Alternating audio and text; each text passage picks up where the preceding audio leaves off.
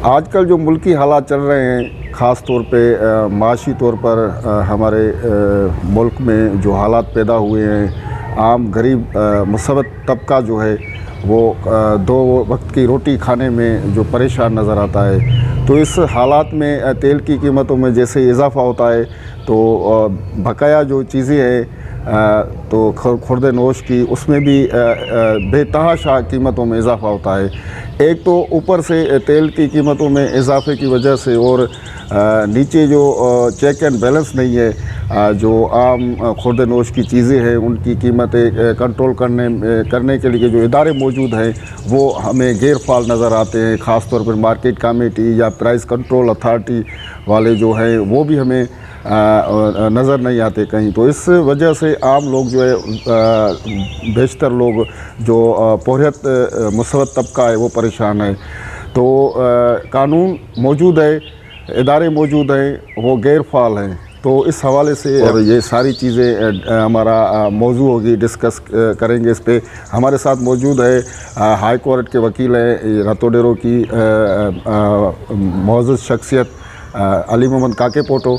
तो हम उनसे जानना चाहेंगे इस सारी सूरत हाल जो मईशत मुल्क की डूबी हुई है उसकी वजह क्या है, या इसको किस तरीके से बेहतर बनाया जा सकता है, या जो इदारे मौजूद हैं जो खुर्द नोश की चीज़ों या आम जो दूसरी चीज़ें हैं उस पर चेक एंड बैलेंस नहीं हो रहा है। तो इस हवाले से कानून में कोई ऐसी गुंजाइश है जिससे कोई आम शहरी जाके वो कानून का जो है दरवाज़ा खटकाए और उसको इंसाफ मिल सके, या उसको वो चीज़ें अपने मुकर्रर कीमतों पे मिल सके आम आदमी को।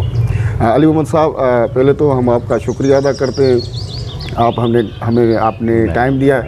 तो ये चीज़ें हमें समझाइए कि एक तो मईशत, उसको बाद में डिस्कस करते हैं, जो नीचली सतह पे जो इदारे मौजूद हैं वो भी गैर फाल हैं। तो कानून क्या कहता है कि कोई अगर आदमी शहरी कानून का दरवाज़ा खटखटाए तो उसको रिलीफ मिलेगा? बिस्मिल्लाहिर्रहमानिर्रहीम। आपका शुक्रिया गुलबार भाई कि आपने मुझे मदऊ किया। देखिए, जो पहली सवाल ये है कि किसी भी मुल्क में जो निज़ाम चलाते हैं, बेसिकली ब्यूरोक्रेसी वो चलाती है, और ब्यूरोक्रेसी का बुनियादी काम ही ये है कि अच्छी गवर्नेंस। और अच्छी गवर्नेंस की मेरे हिसाब से सबसे पहली चीज़ आती है कि जितनी भी खुर्दोनोश की चीज़ें हैं, खाने पीने की चीज़ें हैं, क्योंकि बुनियाद वो जब महंगी होती हैं तो वो गरीब के पेट पे लात लगती है। तो उसको कैसे कर्टेल करना है, उसके लिए पूरा एक स्ट्रक्चर, निज़ाम और कानून उसके मौजूद हैं। तो मैं बताता चलूँ कि हमारा जो एक निज़ाम है उसके अंदर एग्रीकल्चर प्रोड्यूस एक्ट है 1923 का, जो कि अंग्रेज़ के दौर से है। अब मैं उसके मुख्तसर आपको बात बताऊं। उस एक्ट के अंदर ये है कि कोई भी आदमी, भले सब्ज़ी फ़रोश हो, फ्रूट फ़रोश हो, जो भी पेरिशेबल आइटम सेल करते हैं, बेसिकली उनको लाइसेंस इशू होगा, वो रजिस्टर्ड होंगे, और एक अलग सी जगह होगी। जिस तरह सब्ज़ी मार्केट अलग होती है, फ़िश मार्केट अलग होती है, तो वो अपना एक तो कारोबार वहाँ करेंगे, और फिर जहाँ जो लोग काम करेंगे वो रजिस्टर्ड होंगे। उनके ऊपर मार्केट कमेटीज़ जो हैं। लाइसेंस कौन देने के मिजाज है? लाइसेंस इशूइंग अथॉरिटी जो है वो डिस्ट्रिक्ट काउंसिल जो है, या डिस्ट्रिक्ट एडमिनिस्ट्रेशन, डिप्टी कमिश्नर्स जो है, मार्केट कमेटीज। हाँ, उन्हीं मार्केट कमेटीज़ बेसिकली एक इलेक्टेड बॉडीज़ हैं जो कि उन्हीं में से चुने जाते हैं। जो बिजनेसमैन है उस फील्ड से जिनका ताल्लुक़ होता है, वही आपस में मार्केट कमेटी की एक मेंबरशिप बन जाती है, उनका एक चेयरमैन बन जाता है, जिसकी सुपरविजन अंडर डिस्ट्रिक्ट एडमिनिस्ट्रेशन जो डिप्टी कमिश्नर होता है उसके पास, और तहसील तालका लेवल के ऊपर असिस्टेंट कमिश्नर के पास। अच्छा, वो उनका बेसिकली काम क्या होता है कि जो भी एक तो लाइसेंस लेंगे तो एक लाइसेंस आदमी होंगे, तो उनको गवर्नमेंट के चेक एंड बैलेंस में वो अंदर आ सकेंगे। सेकेंडली ये कि जब भी कोई मार्केट में कोई चीज़ आएगी तो आपको पता है कि हमारा निज़ाम डिमांड एंड सप्लाई के ऊपर चलता है। जितनी चीज़ें कम होगी उसकी कीमत महंगी होगी, जितनी ज़्यादा होगी उसकी मेहनत कम। लेकिन क्या है कि हमारे यहाँ पे आड़ती का कल्चर है, एक मिडल मैन है जो कि अपनी कमीशन ऐसे रखते हैं जिससे मार्केट में जो कि काश्तकार लेके आता है उसको भी उतना उसको मुनाफा नहीं मिलता, और जो एंड पे होता है बेचने वाला उसको भी मुनाफा नहीं होता, बीच वाला मुनाफा। तो उसको चेक करने के लिए बेसिकली मार्केट कमेटीज़ का और ये एक्ट पूरा का पूरा बनाया गया। उसकी सुपरविजन, जैसे मैंने बताया, डिस्ट्रिक्ट एडमिनिस्ट्रेशन करेगी। मार्केट कमेटी के थ्रू डेली इनके ऊपर मैंडेटरी है, इनके ऊपर लाजिम है कि डेली नई लिस्ट जारी करेगी जो कि अप्रूव्ड होगी मार्केट कमेटी की, कि अगर कोई सब्ज़ी आई है तो उसका आज क्या रेट होगा, तो इस तरीके से चेक में। लेकिन अनफॉर्चुनेटली क्या है कि इतना बहुत सारे कानून हमारे यहाँ पे मौजूद हैं लेकिन उसकी इम्प्लीमेंटेशन है नहीं। तो बीइंग अ वकील, बीइंग अ लॉयर, इसका सबसे अच्छा हल ये है कि देखिए हमारे जो हाई कोर्ट की जुरिस्डिक्शन है वो एक कॉन्स्टिट्यूशनल आइनी कोर्ट है।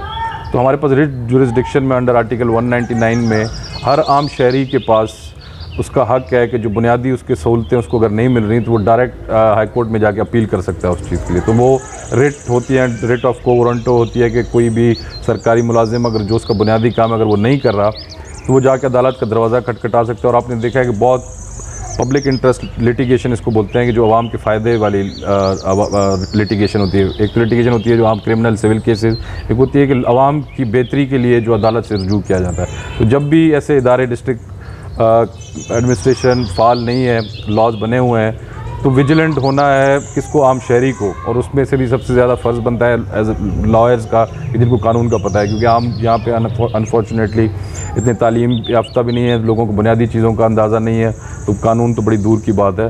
तो ये बेसिकली फ़र्ज़ बनता है वकील लोगों का जिनको कानून का पता है कि वो जाके फिर उनसे रुजू करें। अच्छा, आम आदमी हाई कोर्ट जाए तो क्या वो थ्रू प्रॉपर वकील के ज़रिए दरख्वास्त देगा या डायरेक्ट भी जा सकता है? देखिए, इन पर्सन का मतलब है कि बंदा बगैर लॉयर के भी जा सकता है, लेकिन इसमें मसला ये है कि आपने जब अदालत से बात करनी है तो किसी कानून के तहत करनी है, क्योंकि जजेस जो हैं वो आपको से पूछेंगे कि ये जो आपकी अर्ज़ी आई है ये किस कानून के तहत आप ये बात कर रहे हैं। तो लॉयर का काम बेसिकली है भी यही कि उसको कानून का पता है। तो आप कोई भी क्लाइंट आएगा या कोई भी लिटिगेटर आएगा तो वकील साहब के पास आएगा, उसको अपना मामला बताएगा और उस पर उसका वकील साहब को क्यों अपना मामला बताएगा तो वकील साहब उसको रिसर्च करेंगे, केस के बारे में जो रेलेवेंट लॉज हैं वो पढ़ के फिर वो बेहतर तरीके से कोर्ट की मामनत कर सकते हैं और फिर कोर्ट से वो डायरेक्शन इशू करवा सकते हैं। फिर कोर्ट डायरेक्शन इशू करती है रेलेवेंट अथॉरिटीज़ को कि इस चीज़ के ऊपर अमल कराया जाए। तो इस तरीके देखिए हमारे जिस तरह का निज़ाम है एक बिल्कुल ही निज़ाम ही नहीं है, बल्कि मैं तो ऐसा बोलूँगा। तो ऐसे हालात में वाहिद अगर किसी के पास रास्ता है कंपेल करने का किसी को काम, तो वो कोर्ट्स है।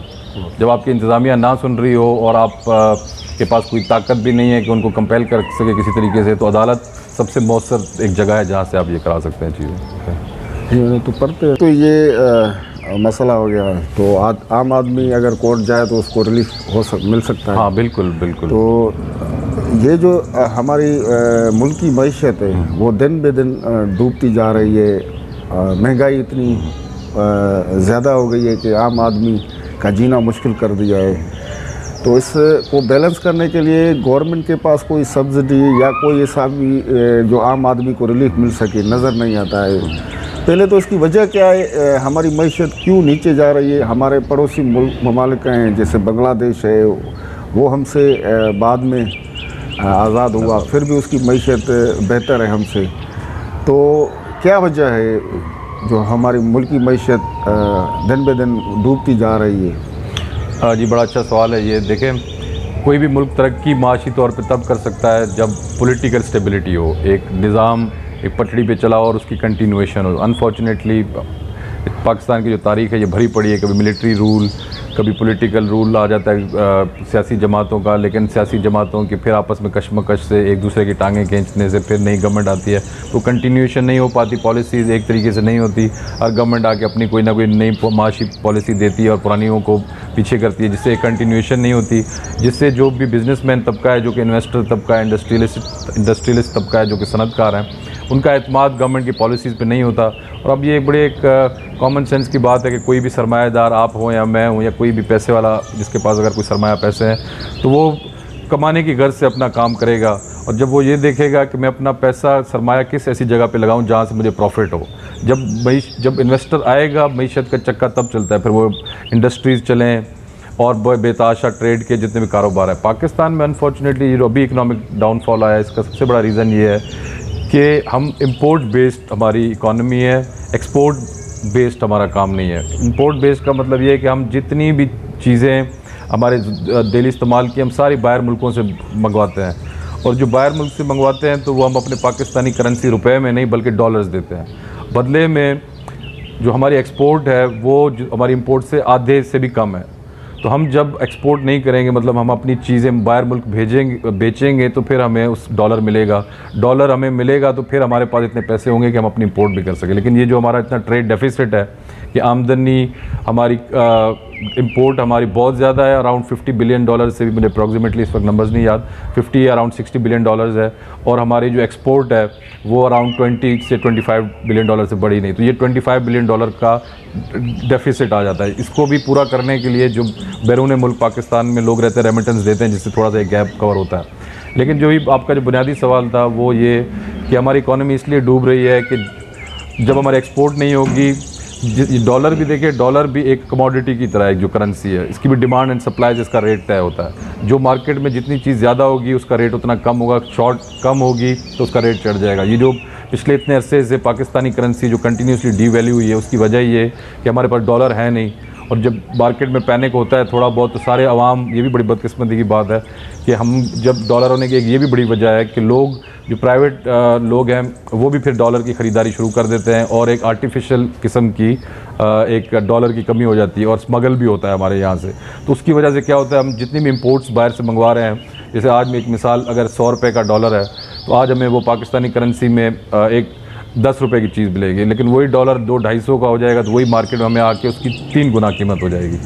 अब पाकिस्तान एग्रीकल्चरल कंट्री तो है, लेकिन हम अभी भी जो गंदम है वो बाहर से इंपोर्ट करते हैं, हम खुद कफील नहीं है। चीनी, शुगर केन जो है वो भी हम बाहर से वो करते हैं, जितनी दालें हैं वो बाहर से, जो खुर्दोनोश जो खाने का तेल है, एडिबल ऑयल जिसको बोलते हैं, पाम ऑयल, वो भी हम। तो जो हमारे बेसिक खाने की चीज़ें हैं उसमें हम तकरीबन, पहले हम एग्रीकल्चरल सरप्लस मुल्क थे किसी दौर में, अब हम नेट इंपोर्टर बन गए हैं। तो उसकी वजह से डॉलर की जो फ्लक्चुएशन होती है उससे वो चीज़ें इतनी महंगी हो जाती हैं कि वो फिर आम आदमी के हाथ से होती नहीं है। अच्छा, इतनी हुकूमतें आई, सियासी हुकूमत भी, सियासी हुकूमतों का भी दौर देखा आपने, और जो फौजी वो का भी दौर देखा, तो पॉलिसी नहीं बनाई कि मुल्क की को हमें जाना किस तरफ है, हमें एग्रीकल्चर को बेहतर करना है या हमें इंडस्ट्रीज़ को बेहतर करना है, तो कोई पॉलिसी नहीं है पाकिस्तान के अंदर।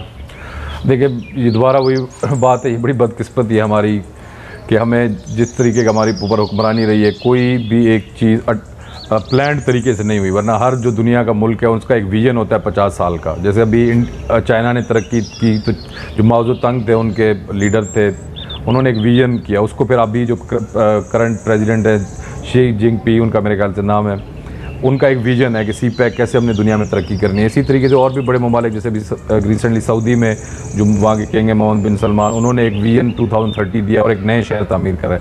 हमारे यहाँ अनफॉर्चुनेटली क्या हुआ कि ना जमहूरियत चल सकी, ना फौजी दौर में कोई आ सके, छोटे छोटे पीरियड थे, 8-10 साल के, अवाम को पावर मुंतकिल किया नहीं, वो कंटिन्यूशन रही नहीं।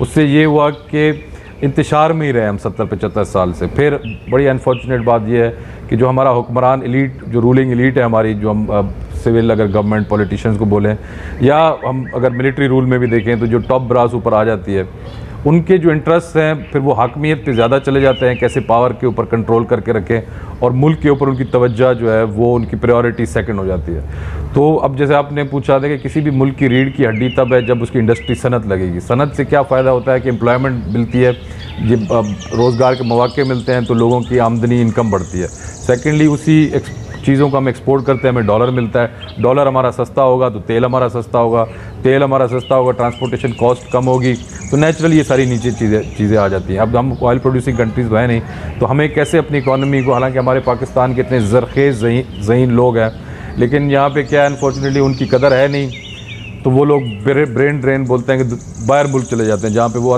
लाखों करोड़ों रुपए उनको अच्छी तनख्वाहें मिलती हैं, और वो फिर किसी और मुल्क के लिए काम कर रहे होते हैं। तो हमारे यहाँ क्योंकि सियासी पॉलिटिकल एक जो हमारा निज़ाम है उसमें फेवरेटिज़म बहुत ज़्यादा है, अपनी मर्ज़ी के लोग उन और इंटरेस्ट वो देखते हैं, अमीर तबकों के इंटरेस्ट को ज़्यादा सामने रखते हैं बजाय कि आम आदमी के इंटरेस्ट को देखे जाए। उससे फिर क्या हुआ कि ये मईशत कभी भी किसी के कंट्रोल में आई नहीं।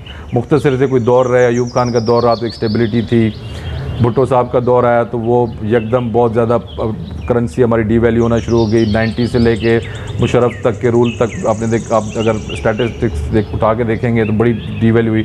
तो कहने का मकसद ये है कि वक्तन फ़वक्त जितनी भी हुकूमतें डिफरेंट पॉलिटिकल आई, किसी की भी माशी पॉलिसी को ऐसा नहीं कहा जा सकता कि वो 100%, अगर होती तो फिर आज ये हालात तो नहीं होते। अब सिर्फ ये है कि ब्लेम गेम है, टू बी वेरी ऑनेस्ट।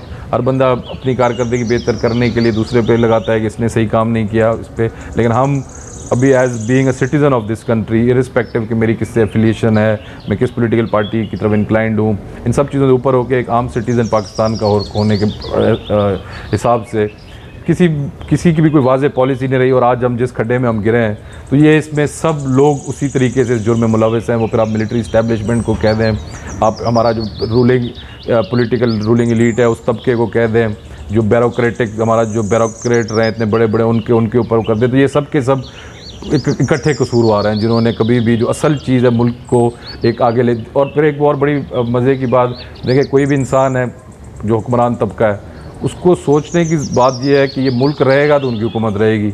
अगर माशी तौर पे ही हम फेल हो जाएंगे तो किन लोगों पे हुक्मरानी करेंगे।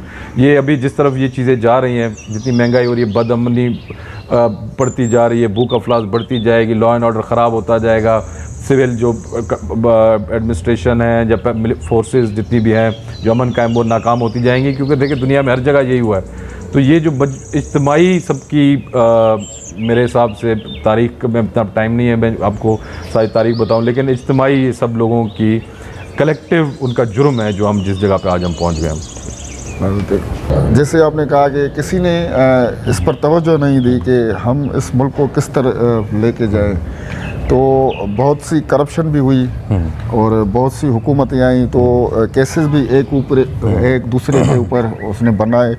तो क्या कहते हैं एहतसाब के अमल को आप कैसे नज़र से देखते हैं? पाकिस्तान के अंदर जो एहतसाब का अमल है उसको किस तरीके से आप डिफ़ाइन करेंगे कि बेहतर है या इंतकाम लिया जा रहा है? देखिए कानूनन मैं क्योंकि लॉयर हूँ, मुझे अंदाज़ा है कि एहतसाब के जो कवानीन बने, देखिए कानून की हद तक बात करेंगे तो बहुत बेहतरीन कवानीन बने हुए हैं, लेकिन अनफॉर्चुनेटली जो बात वो ये है कि कभी भी देखिए किसी भी चीज़ को रिज़ल्ट वो तब देगी जब आपकी नीयत ठीक हो। लेकिन यहाँ जितने भी एहतसाब बैरो बना, बाद में नैब बना, वो बेसिकली एक टूल बनाया गया जिससे ओपोनेंट सियासी क़ुव्वतों को नीयत थी पीछे, वो कभी बेहतर रही नहीं है किसी, और उसको हमेशा एज ए टूल इस्तेमाल किया गया है कि ओपोनेंट कोई भी उसको कैसे हमने विक्टिमाइज़ करना है। तो इसी वजह से जितने भी अवामिल या जितने भी कोशिशें की गई एहतसाब की, वो फेल, रीज़न ही उनका ये है फेल होने का कि बदनीयती पे मबनी थे। मुशर्रफ ने किया, उसने नवाज़ शरीफ को, बाकी पीपल्स पार्टी वालों को विक्टिमाइज़ किया, फिर इमरान खान का दौर आया, फिर नवाज़ शरीफ का दौर आया, तो उन्होंने बेसिकली ओपोनेंट किया, और इसी वजह से कभी भी वो एहतसाब का अमल जो है उसने कभी भी फ्रूटफुल हुआ नहीं, उसके नताइज नहीं हमें मिल सके। तो इस सारी सूरत हाल में कोई बेहतरी की उम्मीद रख सकता है पाकिस्तान की आवाम? कोई समझ सकती है कि बेहतरी आएगी, या इसी तरह जिस कश्ती डूबती जा रही है तो एक दिन सब डूब के अंदर समंदर में हो जाएंगे? देखिए मुसलमान हैं तो नाउमीदी कुफर है पहली बात, लेकिन क्या है कि जब बंदा ग्राउंड रियलिटीज़ पे हकीकत को देख रहा होता है तो नाउमीदी बहुत ज़्यादा नज़र आती है कि क्योंकि देखिए जब उम्मीद की किरण तब नज़र आती है जब वो किरण हो। अभी फ़िलहाल जिस तरीके का निज़ाम चल रहा है उसमें कोई किरण वाली कोई ऐसी सूरत हाल, कोई लाइट हमें नज़र नहीं आती, क्योंकि अभी देखिए ये पिछले 1-1.5 साल से जब से पीटीआई गवर्नमेंट को आउस्ट हुई है और पीडीएम की गवर्नमेंट आई है, तब से एक रस्सा कशी वाली सियासत स्टार्ट हो गई और मुल्क के अंदर बहुत इंतशार फैल गया है और बहुत पॉलिटिकल पोलराइजेशन हो गई है, और एहतजाजन पॉलिटिकल पार्टीज जो आपस में बहुत कन्फ्रंटेशन हुई है, जिसकी वजह से आप देखें कि विद इन अ ईयर कभी पाकिस्तान की तारीख में डॉलर इतनी जल्दी, इतने छोटे टेन्योर के अंदर कभी भी इतनी डिवैल्यू नहीं हुई। आप देख लें कि जब इमरान खान की गवर्नमेंट गई है पिछले मार्च के अंदर, तो डॉलर का रेट देखें और आज का देखें, 100 रुपये से ज़्यादा हमारी करेंसी डिवैल्यू है। ऑयल प्राइस को आप देख लें 150 के ऊपर था। तो ये सब रीज़न क्या है कि आपस में जब रस्साकशी में सारे इदारे आपस में एक लड़ने के मूड में आए हुए हैं, बल्कि लड़ ही रहे हैं एक तरीके से, उसकी वजह से ये सारी की सारी मईशत जो है वो डूब गई है। क्योंकि कोई भी, जैसे मैंने पहले आपके सवाल था कि कोई भी कारोबारी आदमी ऐसे हालात में अपना पैसा डुबाने के लिए तो नहीं इस्तेमाल करेगा जब आपको अगले दिन पता ही ना हो कि मुल्क की पॉलिसी आज है क्या, आपने IMF के पास जाना है, आपने IMF के पास नहीं जाना। और IMF के हम हमेशा प्रोग्राम में रहते हैं और उनकी शराइत को हमें मानना, मतलब IMF का कर्ज़ भी ऐसा होता है कि वो वाहिद लेंडर ऐसा है जो कि हमें शर्त बताता है कि अब आपने हमें जो कर्ज़ वापस देना है वो हम बताएंगे कि कैसे कैसे आप देंगे। तो जब उनकी शराइत हमारे ऊपर लागू होती है तो इतनी सख्त शराइत होती है कि जिनका सारा का सारा मलबा आम आदमी पे आके गिरता है, और वो सारे नए टैक्सेस जो है बेचारा आम आदमी भरता है। अमीर के ऊपर कोई टैक्स है नहीं,